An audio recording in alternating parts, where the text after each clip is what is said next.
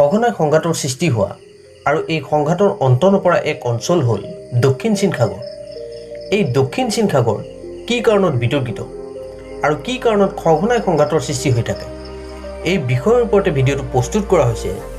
অনুগ্ৰহ কৰি একেবাৰে স্কিপ নকৰি ভিডিঅ'টো শেষলৈকে চাওক আৰু এনেকুৱা বিভিন্ন নলেজফুল ভিডিঅ' পাই থাকিবলৈ চেনেলটো এতিয়াই ছাবস্ক্ৰাইব কৰি কাষত থকা বেল আইকনটো প্ৰেছ কৰি থওক।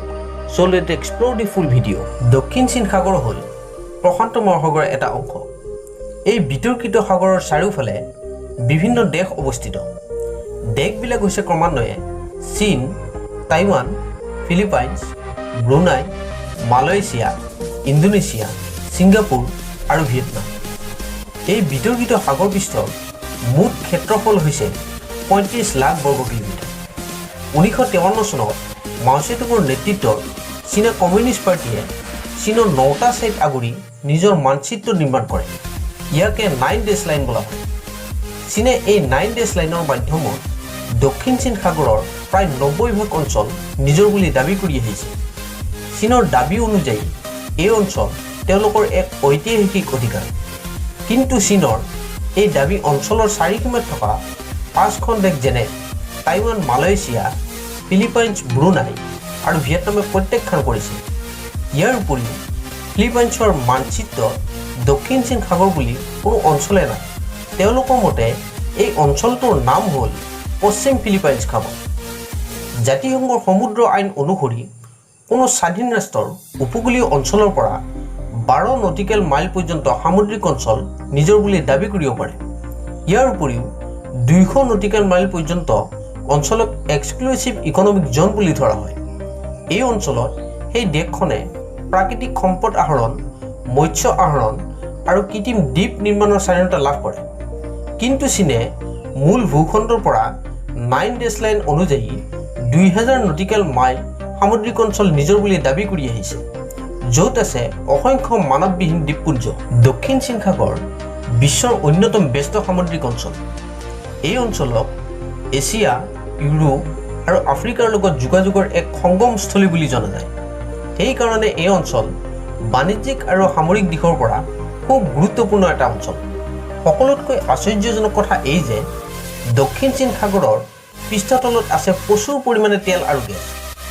যুক্তৰাষ্ট্ৰৰ তথ্য অনুযায়ী এই অঞ্চলত 11 বিলিয়ন গেলন তেল আৰু 190 ট্ৰিলিয়ন ঘনফুট প্ৰাকৃতিক গেছ মজুত আছে। কিন্তু চীন চৰকাৰৰ এক কোম্পানীৰ তথ্য অনুযায়ী প্ৰকৃতপক্ষে 125 বিলিয়ন গেলন তেল আৰু 500 ট্ৰিলিয়ন ঘনফুট প্ৰাকৃতিক গেছ মজুত আছে। ইয়াৰ উপৰিও দক্ষিণ চীন সাগৰ বাণিজ্যিক জাহাজ চলাচলৰ কাৰণেও অত্যন্ত গুৰুত্বপূৰ্ণ এটা অঞ্চল। প্ৰতি বছৰ 3.37 ট্ৰিলিয়ন মাৰ্কিন ডলাৰৰ পণ্য জাহাজ এই অঞ্চললৈ অহা যোৱা কৰে।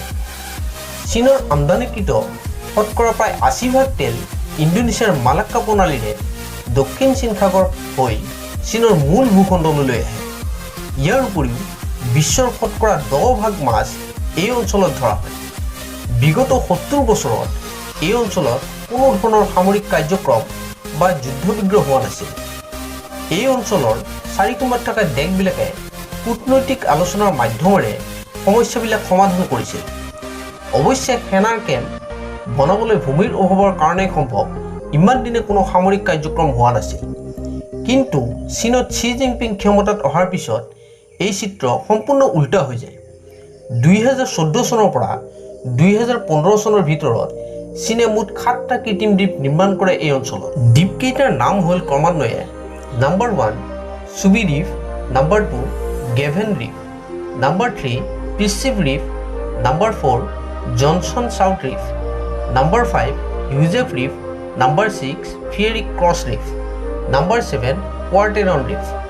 এই দক্ষিণ চীন সাগৰ অঞ্চলক লৈ দেশবিলাকৰ মাজত সংঘাত থাকিলেও কিন্তু চীনৰ বাহিৰে প্ৰত্যেকখন দেশে আশা কৰে যে এই অঞ্চলত মুক্তভাৱে নৌযান চলাচল কৰক, কাৰণ এই অঞ্চলত প্ৰত্যেক দেশৰে ব্যৱসায়িক স্বাৰ্থ জড়িত হৈ আছে। কিন্তু চীনে বিচাৰে ব্যৱসায়িক দিশৰ লগতে এই অঞ্চলৰ নিয়ন্ত্ৰণ পুৰাপুৰি নিজৰ হাতত থকা, কাৰণ এই জলপথৰ মাধ্যমতে চীনে এদিন আমেৰিকাৰ সমান শক্তিশালী হ'ব পাৰিব বা আমেৰিকাক চেৰ পেলাই ভৱিষ্যতে ছুপাৰ পাৱাৰ দেশ হিচাপে নিজৰ পৰিচয় দাঙি ধৰিব পাৰিব।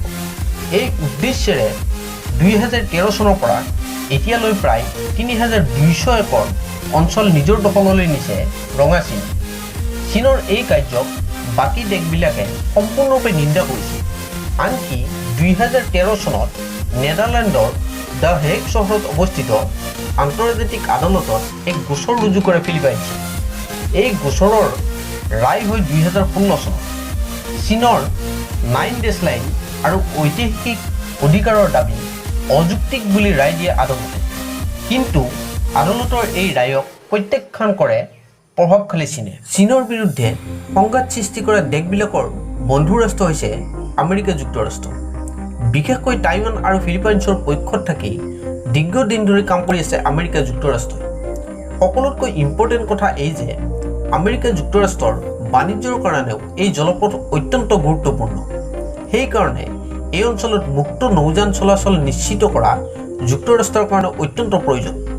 সৰ্বশেষত এটাই কথা আলোচনাৰ মাধ্যমত, যদি এই সংঘাতৰ সমাধান নহয় তেনেহ'লে ভৱিষ্যতে এই বিতৰ্কিত অঞ্চলক লৈ যে এখন যুদ্ধ হ'ব এই আশা থাকে। ভিডিঅ'টো ইমানতেই সমাপ্ত কৰা হ'ল। যদি ভাল লাগিছে লাইক এটা কৰক আৰু চেনেলটো ছাবস্ক্ৰাইব কৰি কাষত থকা বেল আইকনটো প্ৰেছ কৰি দিয়ক। ধন্যবাদ।